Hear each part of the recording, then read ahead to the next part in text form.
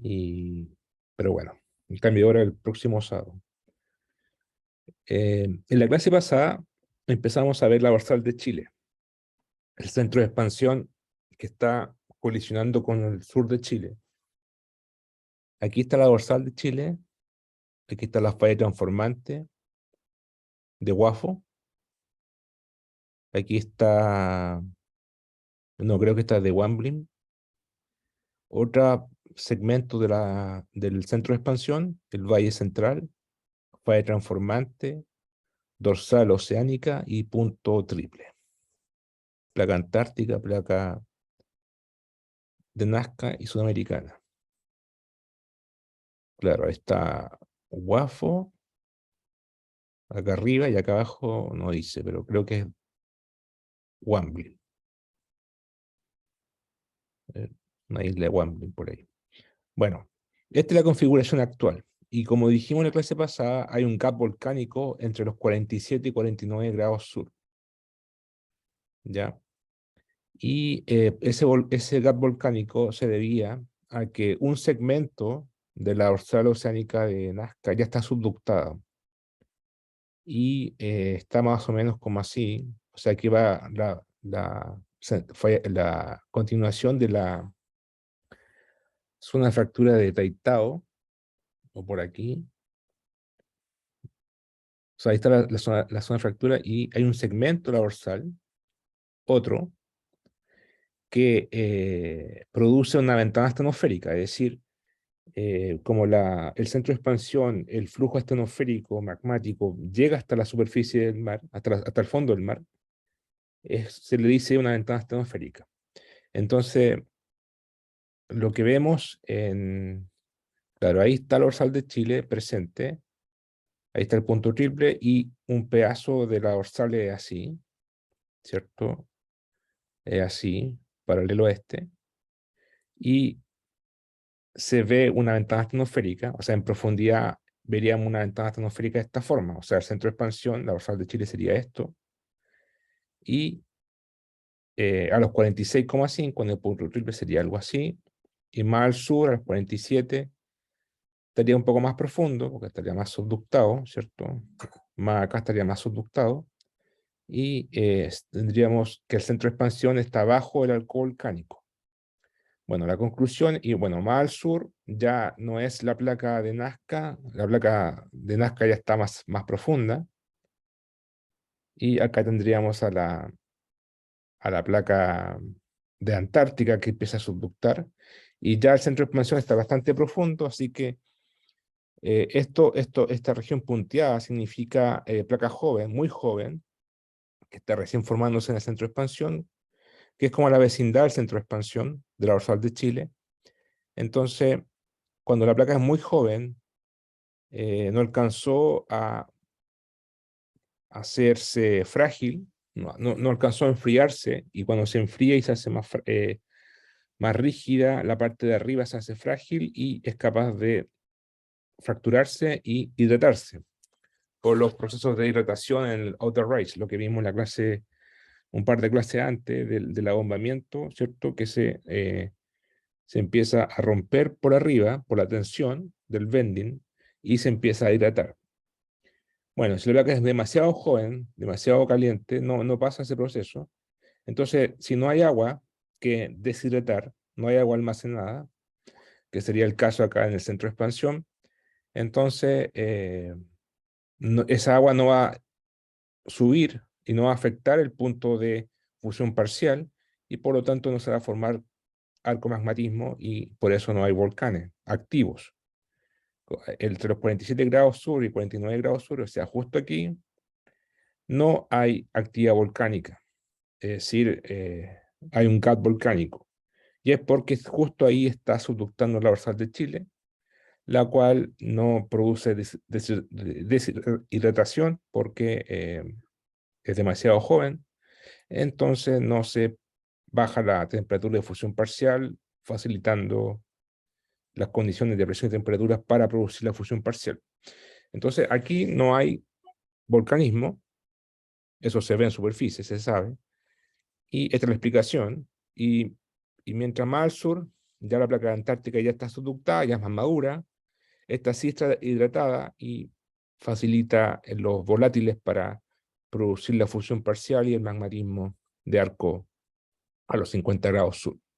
Más al norte pasa lo mismo, tendríamos la dorsal de Chile, tendríamos aquí recién en la fosa, esta sería la placa de Nazca, la placa de Nazca es madura, esta parte, y puede deshidratarse y producir magmatismo.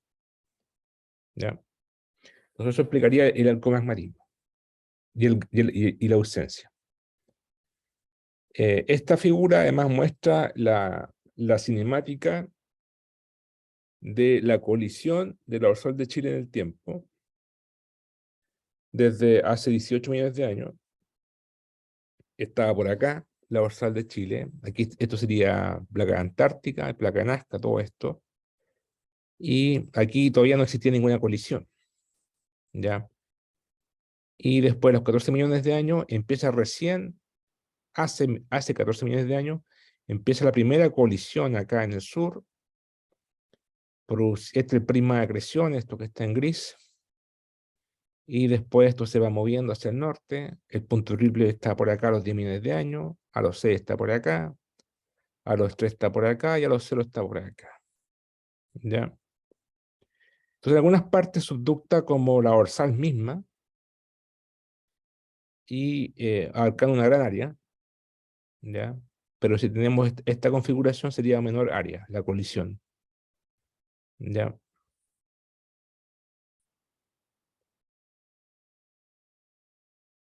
Bueno, ahora hay que notar que este gap volcánico es gap de arcovolcanismo. Desde el punto de vista de volcanismo de centro de expansión sigue ocurriendo, que es más local. Aquí se sigue formando litosfera oceánica y a veces llega un poquito de magma arriba, pero eso forma un plutón. Ya es un cuerpo intrusivo, una cámara magmática profunda que no llega a superficie y no tiene nada que ver con el volcanismo. ¿Ya? Entonces, hay un gap volcánico de arco. Ya. Ahora vamos a comenzar entonces con los procesos de acreción y erosión. ¿Qué es lo que es erosión y acreción tectónica? Bueno, está el concepto más geológico de erosión que es erosión climática, erosión glaciar, ¿cierto?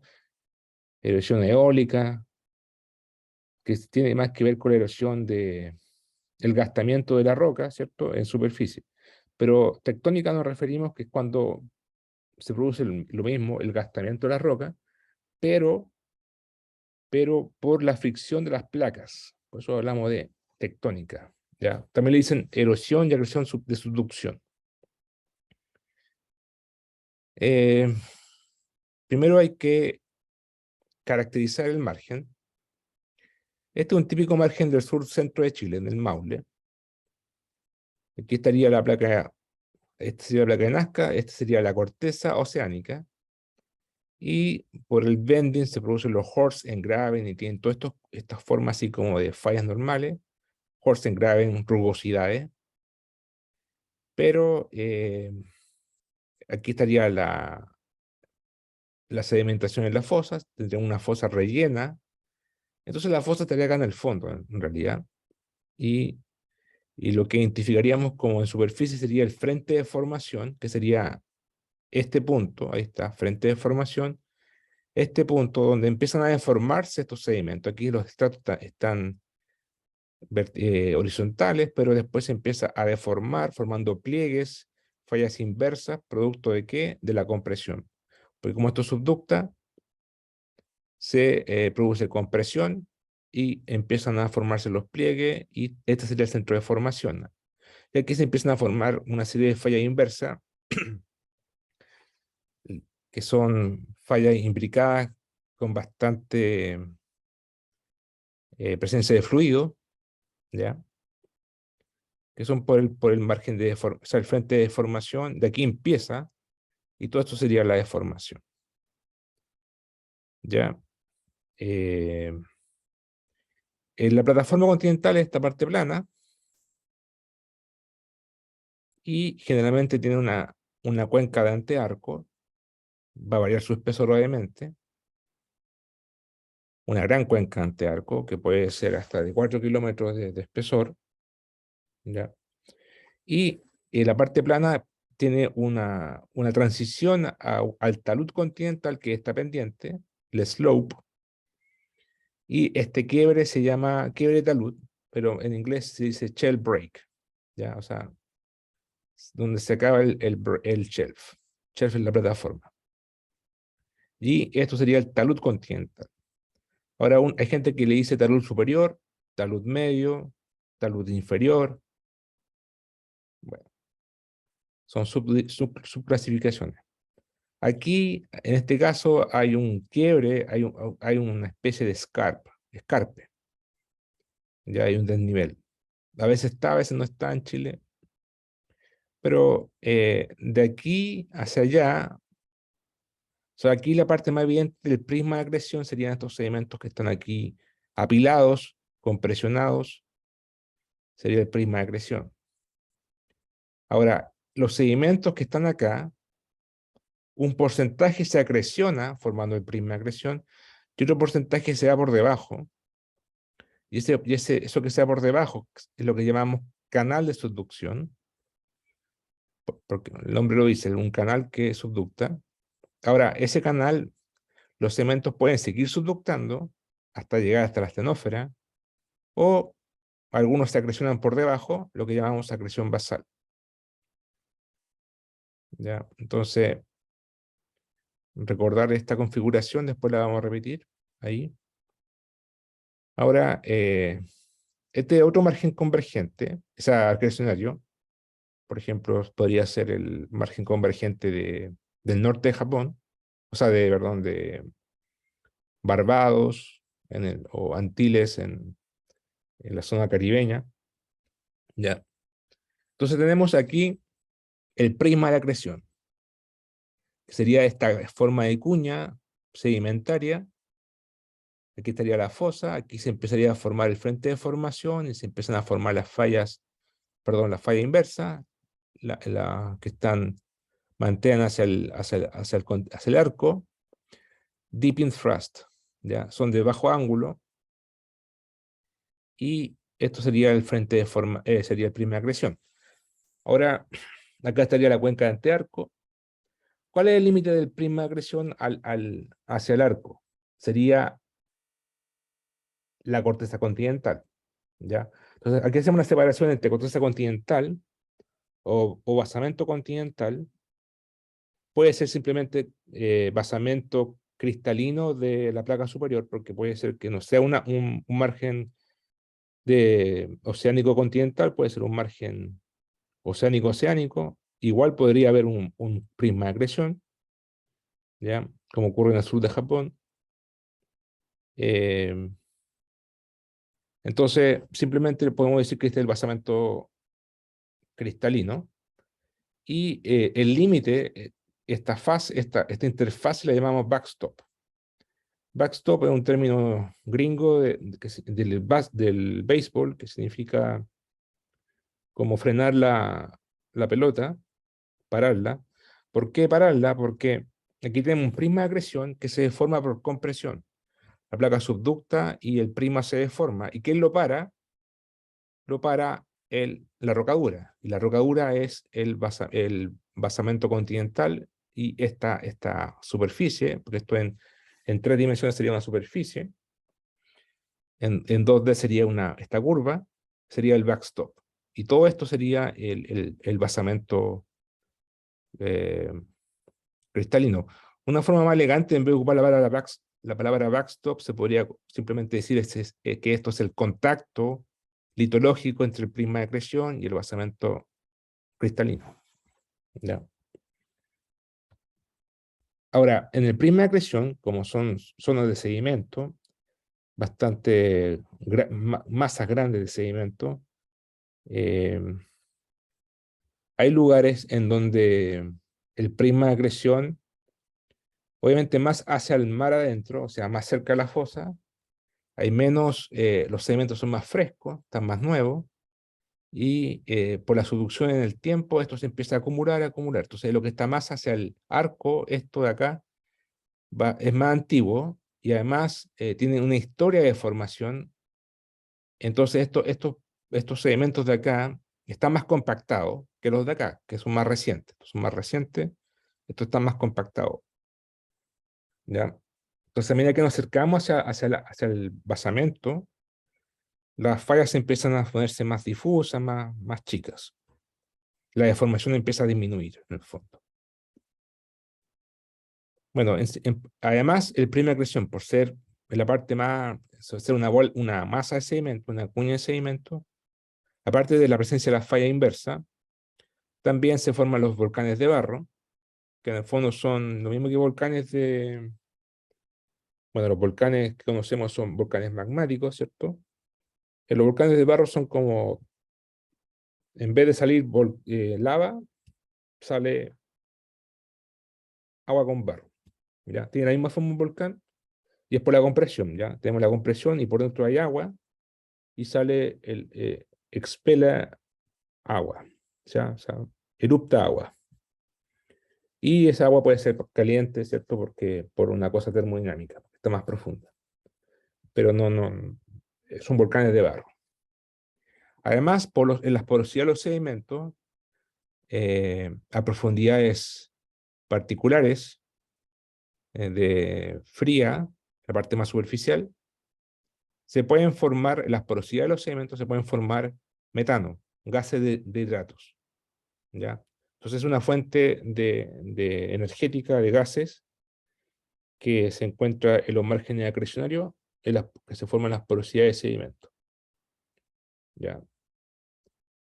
Entonces, esas son las características de un margen. Y además están las emanaciones, o sea, por estas fallas pueden emanar porque están más calientes en profundidad y suben por flotabilidad y fluyen así como emanaciones, como fumarolas de agua caliente, actividad hidrotermal, ¿ya?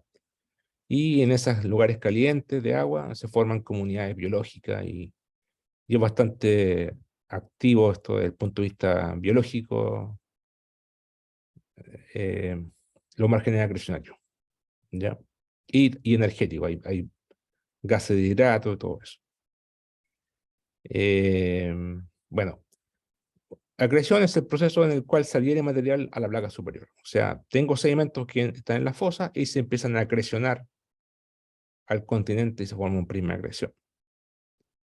Esto ocurre por un crecimiento de la placa superior, o sea, se empieza a agrandar porque este prisma es parte de la placa superior, entonces se empieza a agrandar a medida que pasa el tiempo y la fosa migra hacia el mar adentro, hacia acá.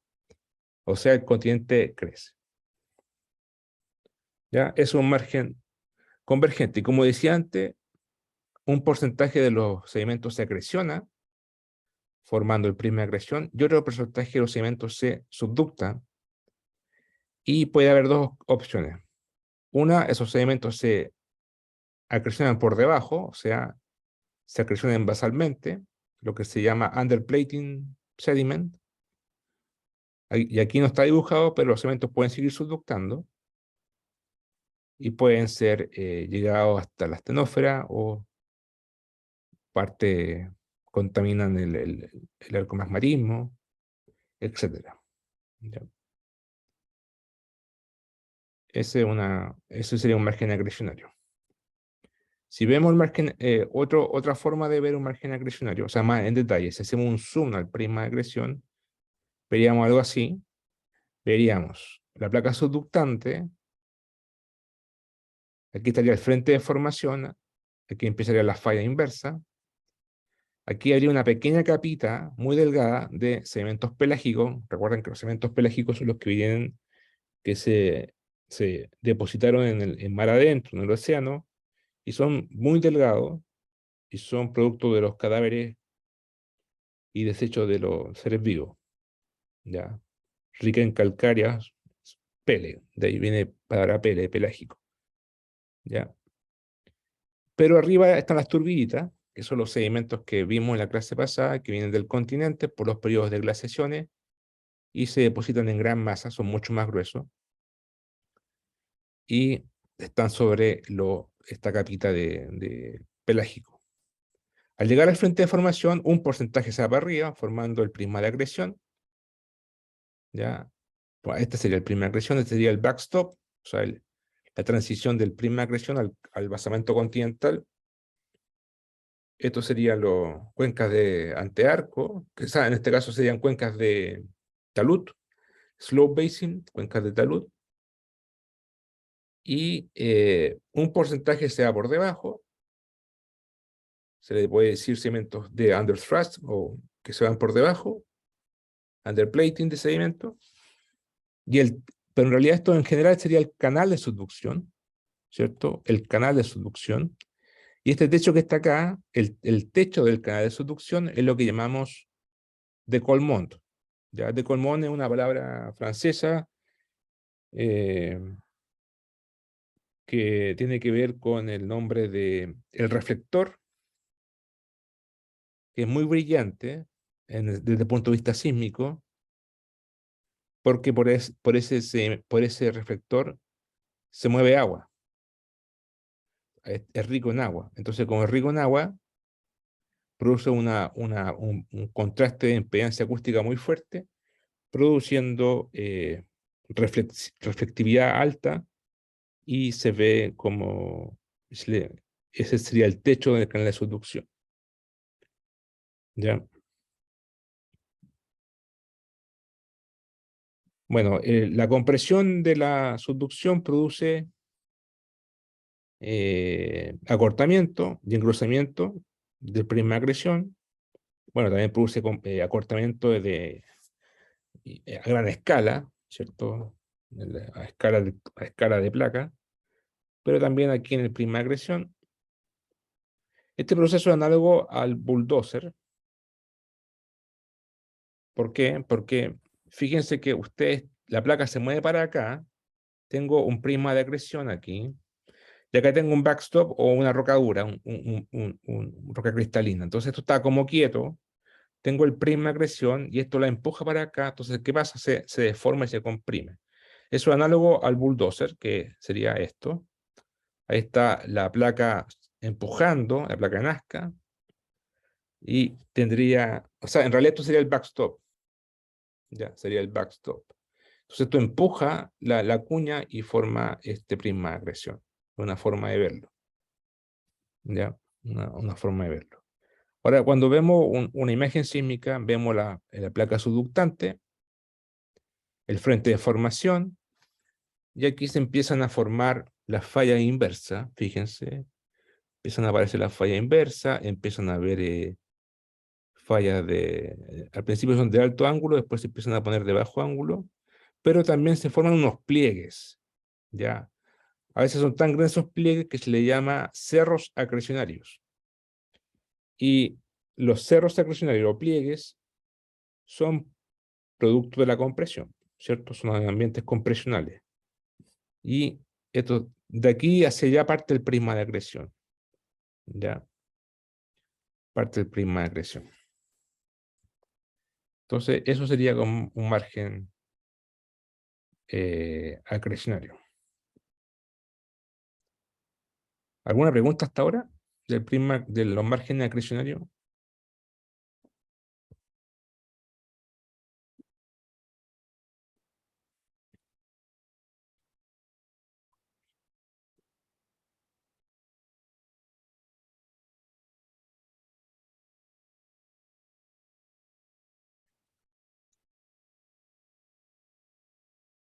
Parece que no. Ahora, si vamos más en detalle, podría pasar lo siguiente. Aquí tenemos una configuración típica del margen de Chile, sur de Chile. Tenemos la corteza sónica subductando. Tendríamos aquí la fosa rellena de sedimento. Aquí empieza el frente de formación. Y tendríamos el canal de subducción. Acá tendríamos la rocadura, el basamento continental. Aquí estaría bueno, slope apron significa sedimento en el talud, ¿ya? Slope basin, lo mismo. Aquí estaría, y puede pasar que tenga dos prismas que se diferencian en su grado de compactación. En realidad, todo esto forma un prisma de acreción que se puede subdividir en dos partes. Primera parte sería el prisma frontal, que es la parte más al frente, que está más hacia al mar, al océano, y la parte media, ¿ya? ¿Cuál es la diferencia? Bueno, aparte de que están ubicados en partes distintas, la que está más hacia la fosa está más fresca, son sedimentos más jóvenes, sedimentos más recientes, y tienen mayor deformación y tienen menor compactación. Los que están hacia el medio serían sedimentos más viejos y tienen mayor grado de compactación, tienen tienen menor deformación porque están más rígidos, están litificados, ¿ya? A veces se habla de que son metasedimentos, porque ya tienen un proceso metamórfico de compactación y, y sería el prisma medio, ¿ya? Ahora podría pasar en el futuro que este prisma se selle y se forme un nuevo prisma, porque esto va creciendo hacia el mar adentro. Entonces, eso es en el futuro. Pero si lo vemos hacia el pasado, podemos decir que la unidad que está acá, que es el basamento continental, ya que los arcos de isla casi siempre corresponde a roca ígnea, o en el norte de Chile también corresponde a roca ígnea de la cordillera de la costa del Jurásico. En el sur corresponde a es basamento continental, pero tiene las mismas propiedades elásticas de un basamento ígneo, pero su origen fue un prisma en el pasado, hace más de 50 millones de años, y se le conoce como paleoprisma de agresión. ¿Ya? Ahí está. Por ejemplo, puede ser un paleozoico, ¿ya? El profesor Francisco Hervé habla mucho de los paleoprismas de acreción que están en el continente, que fueron prismas en el tiempo Gondwana, me imagino, y fueron prismas de agresión y por su grado de compactación y metamorfismo se le habla de basamento metamórfico paleozoico, pero desde el punto de vista reológico es el basamento continental, ¿ya? O sea, es roca mucho más dura que el prisma de acreción. Y bueno, y esto podría alternarse en el tiempo, y podríamos hablar acá que tenemos un paleoprisma más joven que el paleozoico, podría ser jurásico, ¿ya? Y después tenemos otro backstop, que sería la transición para el prisma más reciente, que sería el prisma frontal, ¿ya? Entonces hay mucho juego de nombre aquí, semántico, pero en resumen es la misma idea. Aquí, mientras más hacia el arco, roca más dura, paleozoico y más vieja, paleozoico, eh, prisma metamórfico, roca dura, más dura que el prisma nuevo, pero menos dura que el prisma paleozoico, porque es más joven también. Aquí estaría la costa, ¿ya? Aquí estaría el prisma medio, y después tendríamos acá el prisma frontal, que sería el prisma más reciente, ¿ya? Frente de formación, prisma frontal. Bueno, uno podría juntar estos dos prismas, el paleoprisma con el paleozoico, y formar un solo inner prisma o prisma interno, que sería todo esto sería el basamento continental, ¿ya? Pero bueno, eso va a depender de la capacidad de uno de poder, bueno, en mar adentro es difícil mapear, habría que hacer, uno puede inferir con velocidades sísmicas, pero lo ideal sería hacer pozos, o sea, perforar aquí, acá y acá, y bueno, acá ya está, acá está aflora, así que no hay problema, pero para adentro habría que perforar aquí y después acá y comparar las edades y ver realmente si son la misma unidad o son primas distintos, primas de acreciones distintos.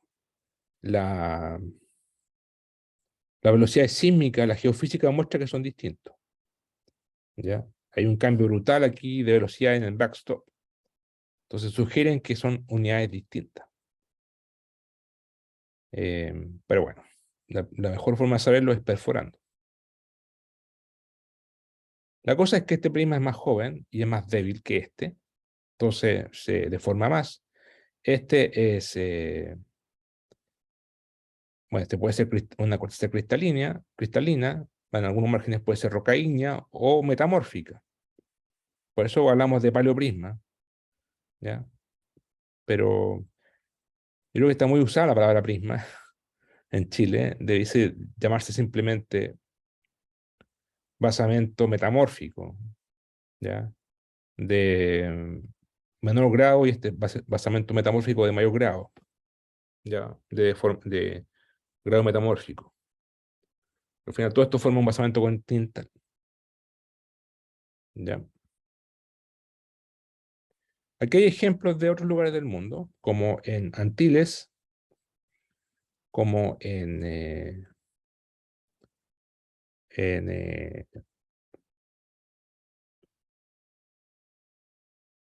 va, en Vancouver, en Canadá, y en Perú. Bueno, el backstop puede tener esta orientación, que es la más común, y el prisma de acreción sería esta unidad, y los prismas se van por arriba, bueno, sería un arco volcánico. Entonces sería un prisma de esta forma.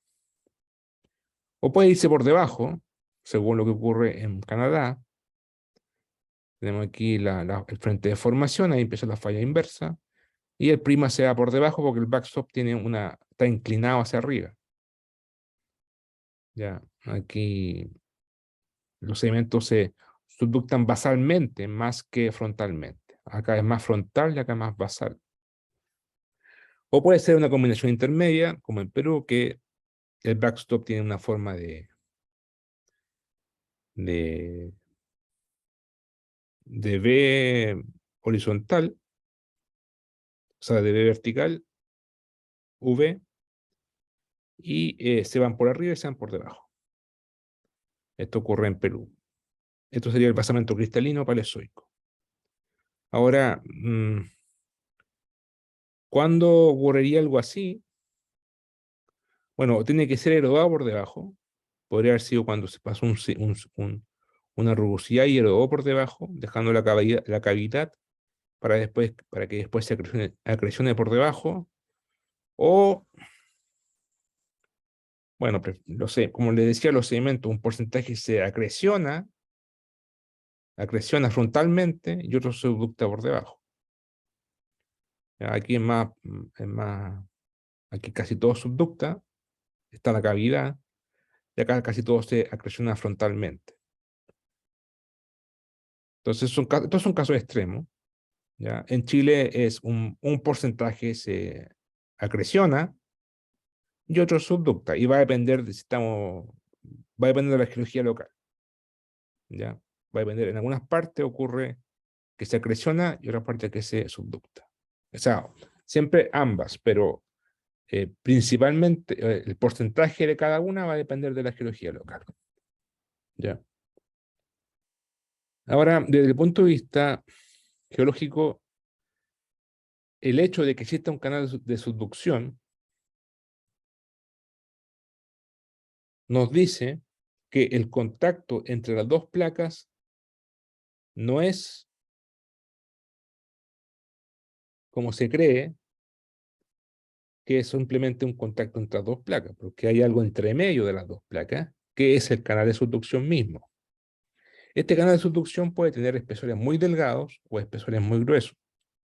Ya puede ser hasta de 3 kilómetros de espesor o puede ser de unos poquitos metros de espesor.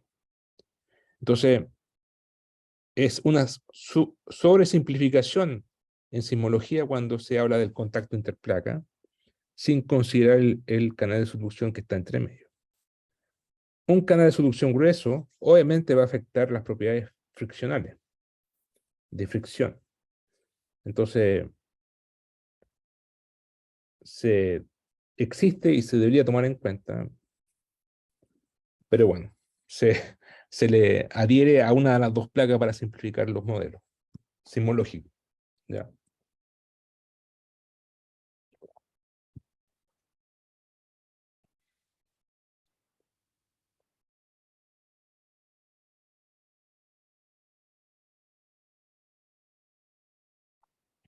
Acá hay un ejemplo del canal de subducción en Ecuador. Arriba tenemos una imagen sísmica de reflexión de alto detalle, de alta resolución. Aquí tendríamos el frente de formación. Aquí se empiezan a formar los pliegues, fíjense. Aquí se empiezan a formar los pliegues, las fallas inversas, las fallas imbricadas, que transportan agua. Aquí tendríamos la fosa sedimentada con estratos horizontales. Aquí tendríamos el techo del basamento oceánico, de la corteza oceánica que es subducta, el borde superior de la placa subductante, y arriba está el techo, ahí está, justo el décolmont. Este es otro reflector, distinto de este, y el décolmont, recordar que es el techo del canal de subducción. Es el techo del canal de subducción. Entonces,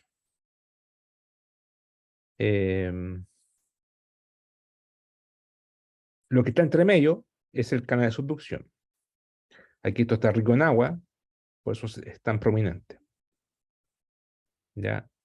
Aquí parece que hay otro reflector que sería como el techo del basamento continental. Estos serían sedimentos como está aquí en rojo, serían sedimentos de talud. Esto es el talud continental, cerro acrecionario, frente de formación, fosa enterrada. So, aquí tendríamos otro reflector, como se muestra ahí. Tendríamos dos capas bueno, serían los sedimentos el basamento continental tendría dos capas. Bueno, esta es una interpretación que hicieron ellos, ¿ya? Pero aquí se ve el reflector más prominente. Esto serían una o dos unidades que serían los sedimentos o la parte superior de la corteza continental. Aquí está lo más interesante, el canal de subducción. Entonces, este reflector, aquí lo ponen como que hay un cambio de velocidades muy brutal, pero yo no creo que sea esa la razón. Yo creo que aquí, o sea, es cierto que aquí hay sedimentos que subductan y por debajo del basamento continental, pero es el hecho de eso, que aquí, yo creo que hay un transporte de agua que llega hasta acá, fallas de despegue que transportan agua por este canal, y es por eso que se produce este reflector de tanta energía. Entonces sería más el agua, más que el contraste de densidad, o de velocidad, porque a estas profundidades tan altas, por presión hidrostática, los sedimentos igual suben su densidad y velocidad, pero el agua sí puede entrar por las fallas. ¿Ya? Entonces yo creo que más por el agua que por las velocidades. Pero la cosa es que hay un canal de subducción, en este caso tiene un espesor de 1 kilómetro más o menos de ancho, y eso claramente va a afectar el contacto interplaca, afectando la sismicidad, por ejemplo. Ahora, hay dos tipos, ya lo he mencionado, pero aquí está más claro. Hay dos tipos de agresión. Están arriba de la figura. Agresión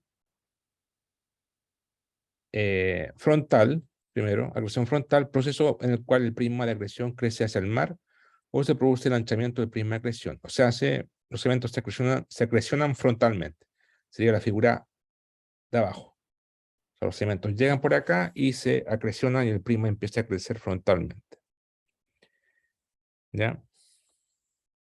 Acreción basal, los sedimentos se dan por debajo, por la base, y se empiezan a acrecionar por debajo del basamento continental o del prisma ya existente, por su acreción basal, adición de material por debajo del prisma de acreción, y produce que se engruese porque se va acumula por debajo, y se empieza a levantar. El underplating de sedimentos produce un alzamiento del prisma de acreción y esto se alza. ¿Ya? Y produce además, y como se alza, produce que la pendiente sea más empinada.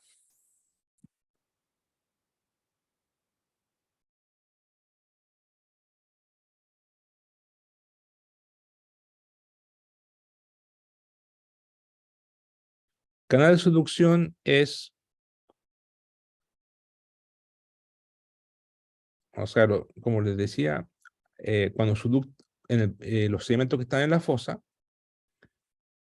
un porcentaje se acreciona formando el prisma de acreción frontal, y otro se da por debajo, ¿ya? Se da por debajo. Y esos sedimentos que se dan por debajo, ¿cómo sabemos que se dan por debajo? No es porque uno está imaginándolo, sino que las imágenes sísmicas muestran que existe un reflector que se llama de Coulomb, que sería el techo del canal de subducción. Entonces, lo que está entre el de Coulomb y el techo del basamento oceánico, bueno, si le sumamos los sedimentos pelágicos, esto sería el canal de subducción. Sería una especie de cañería que transporta sedimento, pero esto hay que extenderlo en perpendicular a la pantalla. Sería una especie de masa alargada, como cañería alargada, de sedimentos que subductan, por eso se llama canal de subducción, material que subducta, pueden ser sedimentos o material erodado, que subducta por debajo del basamento continental y por arriba del basamento oceánico, y por eso se llama canal, y transporta los sedimentos hacia profundidades altas. Pueden una parte después irse para arriba, produciendo underplating, o puede seguir subductando hasta profundidades de más de 200 kilómetros de profundidad. Eso es el canal de subducción, ¿ya? Una especie de... Y aquí se ve claramente en esta imagen sísmica, bueno, aquí se ve, esto sería, ¿cierto? Sedimento o material erodado que se va por entre medio, por debajo del prisma de acreción y basamento continental, y por arriba del basamento oceánico. Y esta imagen lo muestra acá. Sería el basamento oceánico ahí, y aquí sería el de Coulomb, o sea, el techo del canal de subducción, y esto que está aquí es canal de subducción mismo.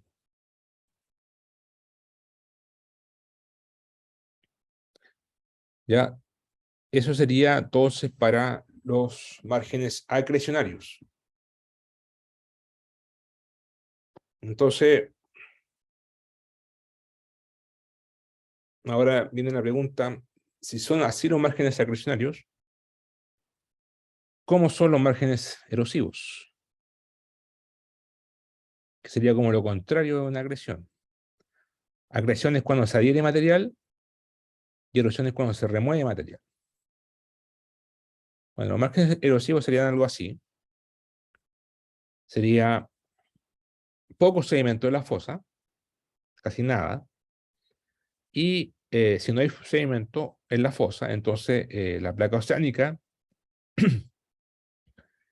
tiene sus rugosidades, entonces serían Horsen-Gravens, fallas normales por bending, que están eh, expuestas al agua, se ven en la batimetría. Entonces estas llegan como cuchillos que rompen el basamento continental y lo eroda. Un material que lo eroda, bueno, cuando se destruye una roca, parte se pierde en calor y otra parte se destruye, se produce escombro, debris. Esos escombros o detritos forman una pequeña cuenca que se le dice, bueno, se llama entre wedge, pero en realidad sería prisma frontal, ¿no? Prisma frontal. Y la mayoría del material se va por debajo. Ahora, la erosión puede ser frontal y basal, o sea, destruye por el frente y por debajo, basalmente. Casi siempre son las dos, ¿ya? Pero podría ser más fuerte una que la otra. Entonces, el material que se eroda se destruye, se queda acá y después se puede seguir llevando hacia abajo. Ya a medida que esto subducta, eroda por debajo, produciendo erosión basal y enriquece el canal de subducción con material erodado. Erodado, no sedimento, ¿ya? Detritos. Y puede ser llevado hacia grandes profundidades. Pero Profe, ¿de qué tamaño serían esos detritos? el espesor, O sea, si son, dijo que no eran sedimentos, entonces no va a ser ni arena ni grava, pero va a ser más grande que eso, van a ser bloques, sí, por la granulometría. bueno, ahí habría que hacer una especie de habría que medirlo, habría que muestrarlo. Esa en sísmica, ¿qué se va a ver acá? Se va a ver como todo esto es roca removida, roca deformada, va a presentar, desde el punto de vista netamente geofísico, va a ser roca de baja velocidad comparado con esta, porque son detritos removidos, y claro, ahí se parecen bien grandes, ¿eh? Aunque se van compactando después con la profundidad. Se va a ver, se va a ver como, claro, más chico que, o sea, velocidad más baja que el basamento de arriba. Sí, deben ser bloques grandes en la parte más somera. En la parte más somera, fíjense que la corteza continental es más delgada. Mientras más profundo, la corteza continental se empieza a engrosar, a engrosar, a engrosar. Entonces, mientras más grueso, va a haber mayor compresión y mayor presión hidrostática. Entonces, mayor compactación. Pero acá, como hay poco peso por arriba, es más fácil romper, es más fácil erodar. Y claro, ahí pueden salir pedazos más grandes de material y después se va haciendo más ineficiente la erosión. Mayor profundidad se hace más ineficiente la erosión. Mientras más somero es más fácil porque hay menor peso y menor presión hidrostática. ¿Ya? Eh, sí, deben ser grandes, no sé un número exacto, pero estos canales, o sea, estos espesores del material removido, puede alcanzar también los 3 kilómetros o 2 kilómetros. Se dice que en Chile, en el norte de Chile, mucho material se remueve y se lleva bueno, este es un margen de arco de isla, pero en el sur de Chile se lleva el material, a ver, aquí tengo una figura, voy a mostrarla, del norte de Chile.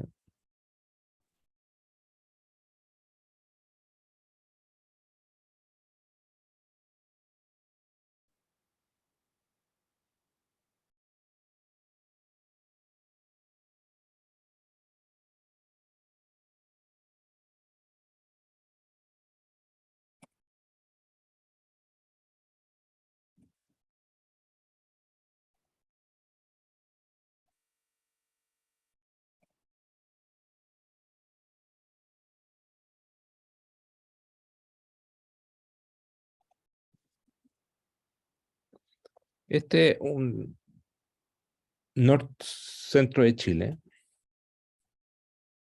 aquí a la latitud de 31 grados sur,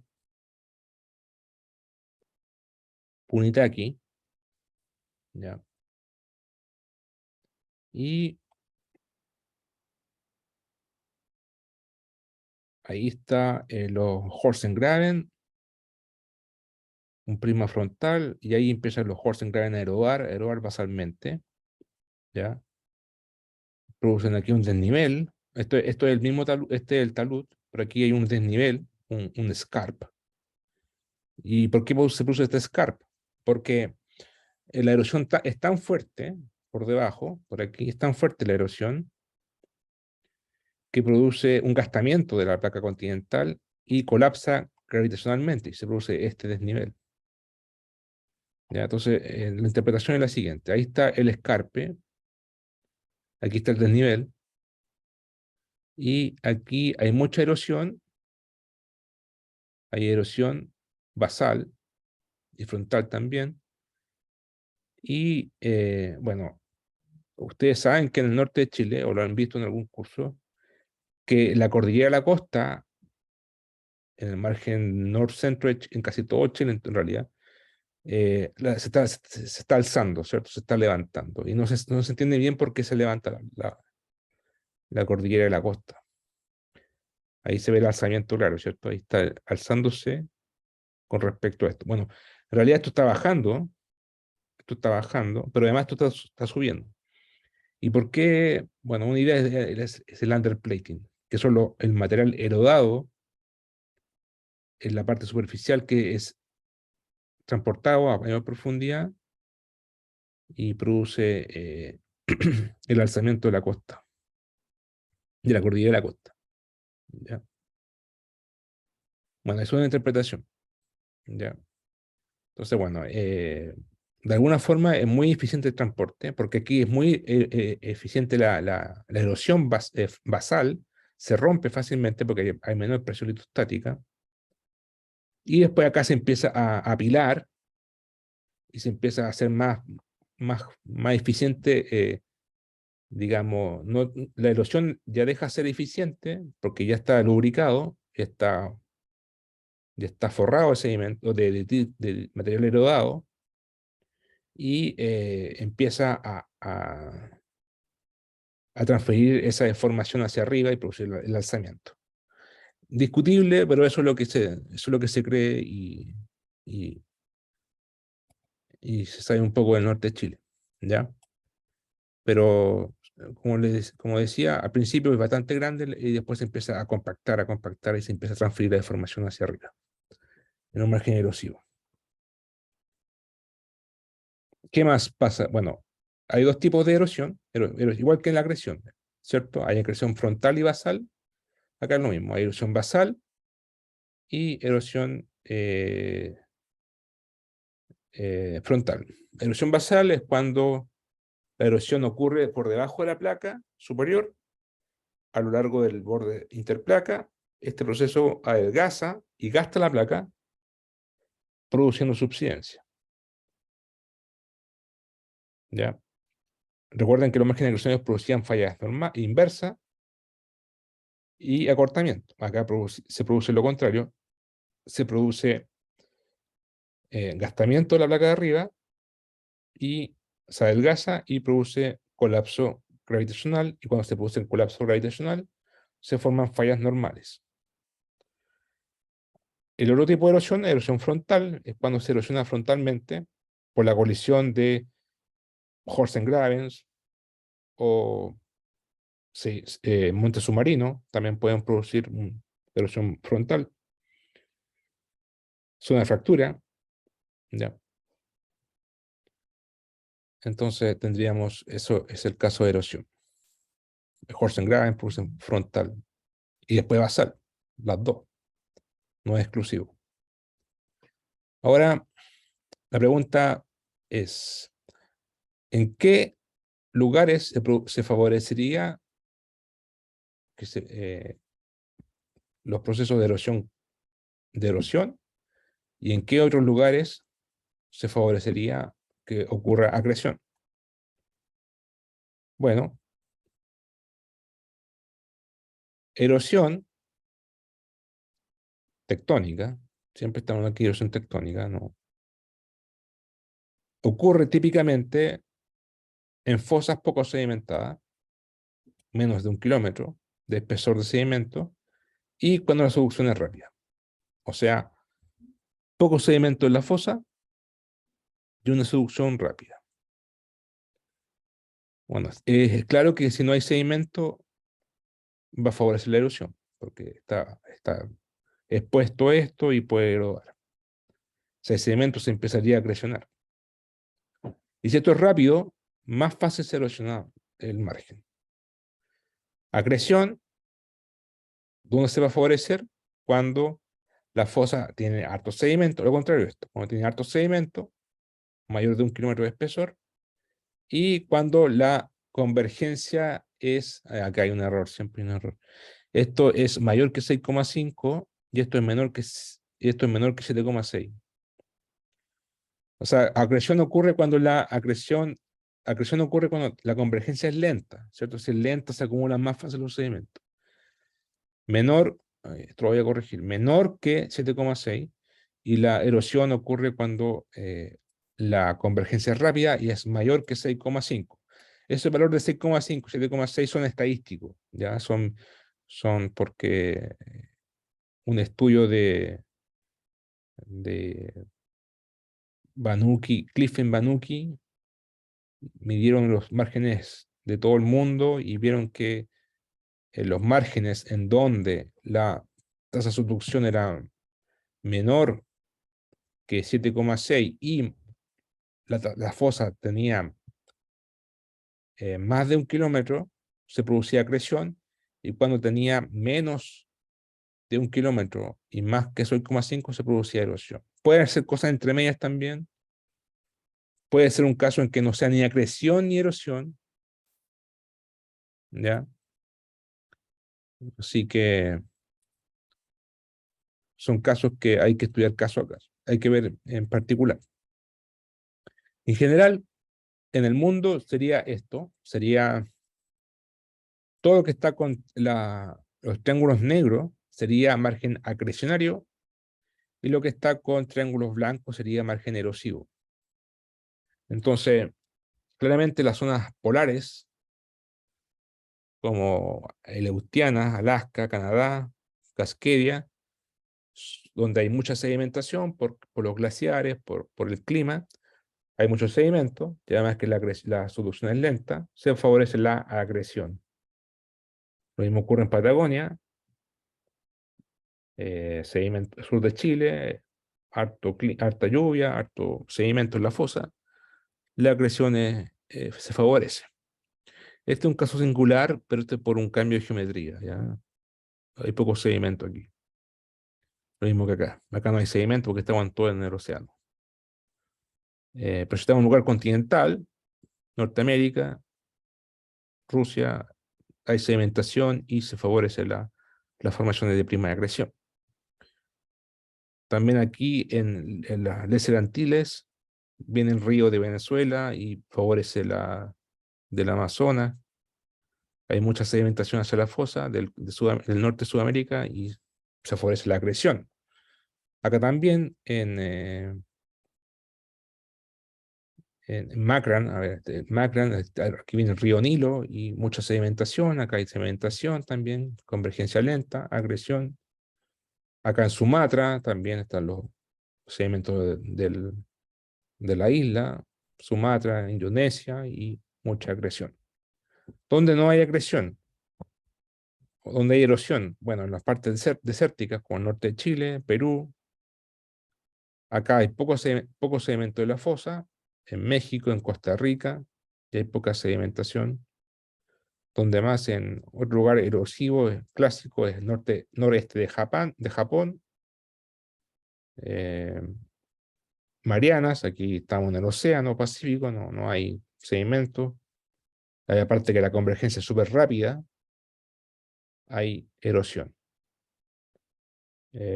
Otro ejemplo clásico de erosión es Tonga, Kermadec. Aquí no hay fuente sedimentaria, no, está muy lejos. Aquí estamos en pleno océano, no hay sedimentación y además es súper rápida la convergencia, erosión. ¿Ya? Así que esa sería Entonces, donde la convergencia es rápida y no hay sedimento, erosión. Donde es lenta y hay sedimento, acreción. Y si estamos entre medio, bueno, eso hay que verlo en caso a caso, pero podría ser que no hubiera ni lo uno ni lo otro. Es decir, no hay acreción y no hay erosión. ¿Y qué sería eso? Que no haya ni erosión ni acreción significa que los sedimentos no se acrecionan y tampoco se erodan. O sea, los sedimentos están todos para abajo. Eso lo voy a explicar de nuevo. Que estos sedimentos no se acrecionan, por eso no es un margen acrecionario, y tampoco se eroda porque hay sedimento, sino que los sedimentos se van para abajo. O sea, subductan. ¿Ya? Ese es un caso también que se llama margen no acrecionario, o hay gente que le dice margen donde es caracterizado por subducción de sedimento. ¿Ya? Bueno, la próxima clase vamos a ver cómo es Chile, qué parte es erosiva, qué parte es acrecionaria, qué parte es ni acrecionaria ni erosiva, etcétera. ¿Ya? Eso vamos a verlo en la próxima clase para el caso chileno. ¿Alguna pregunta?